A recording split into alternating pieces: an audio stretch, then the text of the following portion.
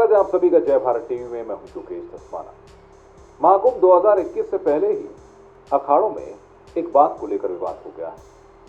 जी हां, ये विवाद है किन्नर अखाड़े को लेकर, जहां अखाड़ों का एक धड़ा किन्नर अखाड़े को महाकुंभ में शाही स्नान करने की इजाजत देने के पक्ष में, तो वहीं दूसरा धड़ा इनके अस्तित्व को ही स्वीकार नहीं कर रहा है।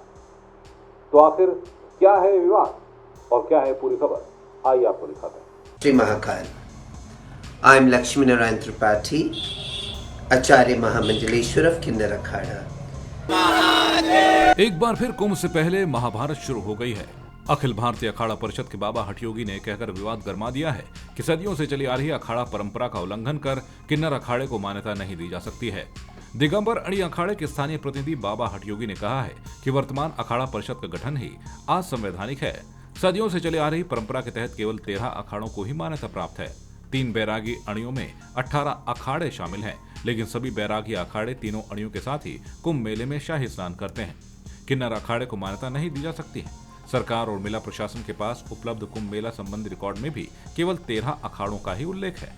साल 2010 के हरिद्वार कुंभ में तत्कालीन अखाड़ा परिषद अध्यक्ष श्री महंत ज्ञानदास महाराज के समक्ष भी किन्नर अखाड़े के रूप में 14वां अखाड़ा गठित करने का प्रस्ताव आया था, लेकिन उन्होंने परंपराओं का पालन करते हुए इसे ठुकरा दिया था। वहीं एक बार फिर अब इस मुद्दे पर संत समाज की तरफ से एक अलग राय सामने आ रही है। कुछ संत जहां कह रहे हैं कि किन्नर अखाड़े को भी कुंभ में स्नान का पूरा अधिकार है, लिहाजा अखाड़ा परिषद इस विवाद को सुलझाकर फिर से बीच का रास्ता निकाले, तो वहीं कुछ कहते हैं कि सभी को अखाड़ा परिषद के किन्नर अखाड़े को शाही स्नान की अनुमति मिलने का समर्थन करना चाहिए। ये कोई विवादित विषय नहीं है। पहले भी किन्नर अखाड़ा कुंभ में स्नान कर चुका है। किन्नर अखाड़े को 14वें अखाड़े के रूप में मान्यता देना गलत है। किन्नर अखाड़ा कुंभ में जूना अखाड़े के साथ स्नान करे और इसमें किसी को भी कोई आपत्ति नहीं होनी चाहिए। किन्नरों के लिए अलग से अखाड़ा बनाने की जरूरत के सवाल पर एक बार फिर मुखिया लक्ष्मी नारायण त्रिपाठी ने कहा था कि किन्नर अखाड़ा बनाने की जरूरत इसलिए पड़ी क्योंकि किन्नर समुदाय का पतन सनातन धर्म से हुआ था और किसी ने उनकी सुध नहीं ली। साल 2014 में जब सुप्रीम कोर्ट ने उन्हें तीसरे जेंडर के तौर पर पहचान दी, तो लगा कि किन्नरों को मान सम्मान दिलाने के लिए धर्म से अच्छा रास्ता कुछ और नहीं हो सकता।